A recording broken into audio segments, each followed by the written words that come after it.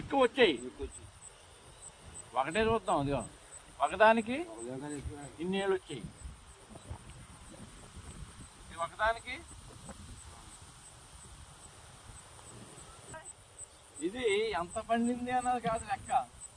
తిన్న దాని వల్లలోని ఎక్కువ పోషకాలు ఉంటాయి.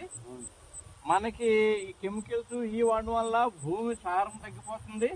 తర్వాత మనకి అనారోగ్యాలతోటి మనం ఉంటాం.